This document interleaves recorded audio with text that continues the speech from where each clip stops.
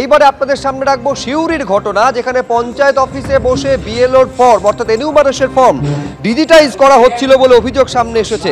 শুধু তাই নয়, বাইরের লোককে দিয়ে পঞ্চায়েত অফিসে এসআইআর ফর্ম ডিজিটাইজেশনের অভিযোগ সামনে আসে।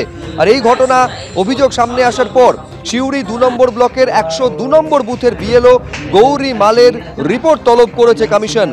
তৃণমূলের নেতাকর্মীদের দিয়ে ফর্ম ডিজিটাইজ করা হচ্ছে বলে অভিযোগ বিজেপির। অভিযুক্ত বিএলওকে সাময়িকভাবে কাজ করতে নিষেধ করা হয়েছে বলে খবর কমিশন সূত্রে। কাজ বুঝতে না পেরে সুপারভাইজারের কাছে গেছিলাম বলে পাল্টা দাবি করছেন বিএলও। সিউড়ি 1 ব্লকের আন্ডারে বিভিন্ন বুথে আপনার জালিয়াতি লিঙ্কিং হচ্ছিল।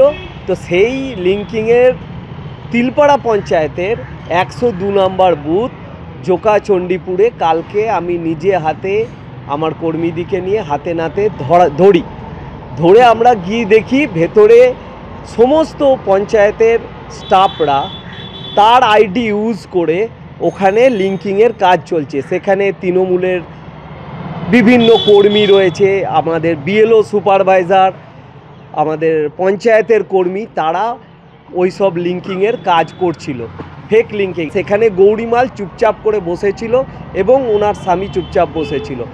সিও দপ্তরে জানিয়েছিলাম, আমরা ইসিআইও জানিয়েছি। আমি ওইখানে ধরুন বিএলওর কাজ করছি 102 নম্বর বুথে। সেইখানে আমি ফর্ম কালেক্ট করে নিয়ে আসছিলাম, নিয়ে এসে আমার কিছুটা বুঝতে অসুবিধা হচ্ছিল। সেইটা আমার বিএলও সুপারভাইজার কাছে অবশ্যই আমাকে যেতে হবে।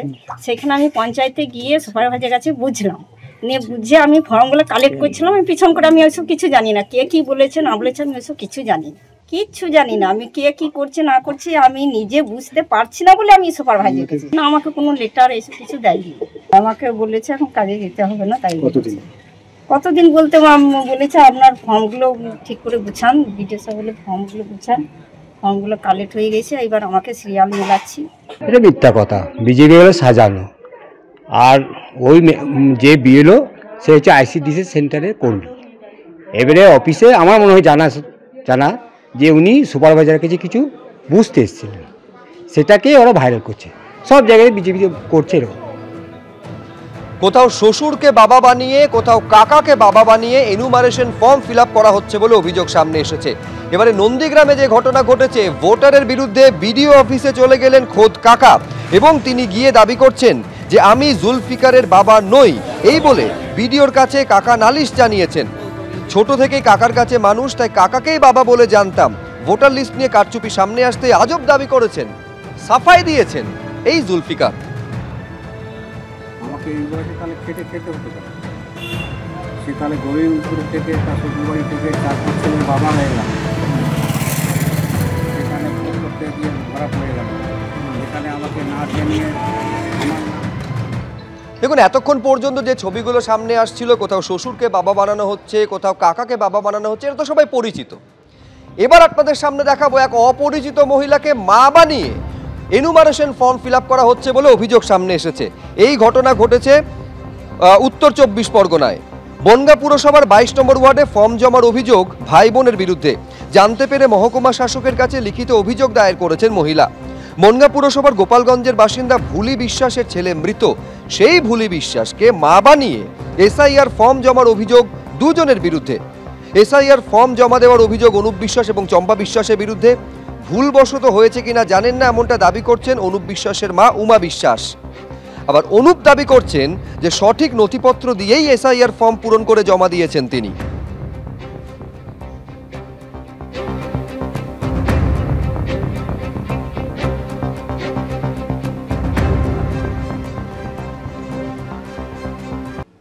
কেন্দ্রের ওয়াকফ আইন মানতে অবশেষে পদক্ষেপ করল রাজ্য সরকার। জেলা শাসকদের নির্দেশিকা পাঠিয়ে বলা হলো 5ই ডিসেম্বরের মধ্যে রাজ্যের সমস্ত ওয়াকফ সম্পত্তির তথ্য কেন্দ্রের উমিদ পোর্টালে আপলোড করতে হবে। ফলে প্রশ্ন উঠছে, প্রথমে তীব্র বিরোধিতা করার পর শেষ পর্যন্ত কি কেন্দ্রীয় সরকারের ওয়াকফ সংশোধিত আইন মেনে নিল রাজ্য সরকার? সমালোচনায় সরব হয়েছে তৃণমূলের মন্ত্রী থেকে বিধায়ক। ডেডলাইন 5ই ডিসেম্বর। তার মধ্যে রাজ্যের সমস্ত ওয়াকফ সম্পত্তির তথ্য কেন্দ্রীয় পোর্টাল উমিদে আপলোড করতে হবে। সব জেলা শাসককে চিঠি পাঠিয়ে এই নির্দেশ দিয়েছে রাজ্যের সংখ্যালঘু বিষয়ক এবং মাদ্রাসা শিক্ষা দপ্তর। আর এই নির্দেশ ঘিরেই তৈরি হয়েছে বিতর্ক। তার কারণ খোদ মমতা বন্দ্যোপাধ্যায় শুরু থেকে সংশোধিত ওয়াকফ আইনের প্রবল বিরোধিতা করেছেন। आप लोग को दिल में दुख हुआ है वक़्फ़ प्रॉपर्टी के लेके, आप भरोसा रखिए बंगाल में ऐसा कुछ नहीं होगा। हम नहीं कह सकते हैं कि हमारा प्रॉपर्टी लेने का हक किसी का नहीं है, वैसे और किसी का प्रॉपर्टी लेने का हक हमारा भी नहीं है। কিন্তু এখন তৃণমূল সরকারই কেন্দ্রীয় পোর্টালে ওয়াকফ সম্পত্তির তালিকা আপলোডের নির্দেশ দিয়েছে। পশ্চিমবঙ্গের 8,000-এর বেশি ওয়াকফ এস্টেটের অধীনে থাকা 82,000-এর বেশি ওয়াকফ সম্পত্তির নথি কেন্দ্রীয় পোর্টালে আপলোড করতে হবে। এই নিয়েই শুরু হয়েছে জোর বিতর্ক। ক্ষোভ উগড়ে দিয়েছেন খোদ মমতা বন্দ্যোপাধ্যায়ের মন্ত্রিসভার সদস্য সিদ্দিকুল্লাহ চৌধুরী এবং তৃণমূল বিধায়ক হুমায়ুন কবির। আমাদের সরকার মুসলমানকে ইতিম অনাথ ভাবে। ওয়াকফ বোর্ড আজ পর্যন্ত কোনো ভালো মিটিং করেনি, এটা দুঃখের। বলির পাঠার মতো চড়িয়ে দিল আর কি। এটা মুসলমানকে বলা হচ্ছে তুমি বিষ খাও। ওয়াকফ বোর্ডের মেম্বাররা কি করেন? ঘাস খান তারা। ওয়াকফ বোর্ড ঘুমোচ্ছিল, নবান্ন নিশ্চয়ই জানতো। সরকার বললেন যে এটা মানা হবে না, তো আজকে হঠাৎ কি ঘটেছেন ওটা মুখ্যমন্ত্রী বলতে পারবেন, যে তিনি তখন বললেন না, এখন বলছেন হ্যাঁ এটা মানতে হবে। তাহলে আমি 1 বছর ধরে কেন চিৎকার করলাম, কেন বললাম যেখানে ওয়াকফ নিয়ে কোনো আন্দোলন করা যাবে না, দিল্লিতে যাও আন্দোলন করো, কেন বললাম? মানুষ তাহলে কি ভাববে? তৃণমূল সরকারের অবস্থানের ওপর ক্ষুব্ধ নওশাদ সিদ্দিকী থেকে তোহা সিদ্দিকী। রাজনীতির দলেরা তো বলছি যে বিজেপির বি টিম হচ্ছে তৃণমূল, আমরা কিন্তু বিশ্বাস করিনি, কিন্তু এখন দেখি ওই কথাটা সাধারণ মানুষও বলতে আরম্ভ করেছে। আমি ঠিক বুঝতে পারছি না মমতা ব্যানার্জি কি ইচ্ছাকৃতভাবে এই পশ্চিমবাংলাটাকে বিজেপির হাতে তুলে দিতে চাইছেন? এতদিন তিনি কি ঘুমাচ্ছিলেন?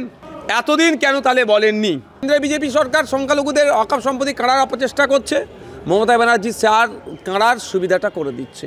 ওয়াকফ নিয়ে মমতা বন্দ্যোপাধ্যায় যখন নিশানায়, তখন কটাক্ষ ছুড়ে দিয়েছে বিজেপি। হেলায় না পড়লে বিড়াল গাছে ওঠে না। আমি সিদ্দিকুল্লাহ চৌধুরীর স্টেটমেন্ট শুনতে চাই, তোয়া সিদ্দিকের স্টেটমেন্ট শুনতে চাই। যারা মমতা ব্যানার্জিকে বলেন যে মুসলিমদের প্রোটেক্টর, আমরা বলি মুসলিমদের মমতা ব্যানার্জি তেজপাতা হিসেবে ব্যবহার করেন। নবান্ন একটা বলেছে যে একটা নথিবদ্ধতার মধ্যে আনলে, আমি ওয়াকফ বিলের বিরুদ্ধে, ওটার বিরুদ্ধে আজও আছি আমরা। কর্পোরেশনে কত জমি আছে, ওয়েবসাইটে দিতে আমার ক্ষতি কি আছে? তাতে বরং ভালো যে গভর্নমেন্ট সেক্টরের যে জমিটা সেটা এনমার্ক হয়ে থাকবে। রাজ্য সরকারের নির্দেশিকায় বলা হয়েছে যেসব ওয়াকফ সম্পত্তি নিয়ে বিতর্ক রয়েছে সেগুলি এই পর্বে আপলোড করতে হবে না। আশাবুল হোসেন, সন্দীপ সরকার ও সোমনাথ মিত্র রিপোর্ট, এবিপি আনন্দ। এবিপি আনন্দ, এগিয়ে থাকে, এগিয়ে রাখে।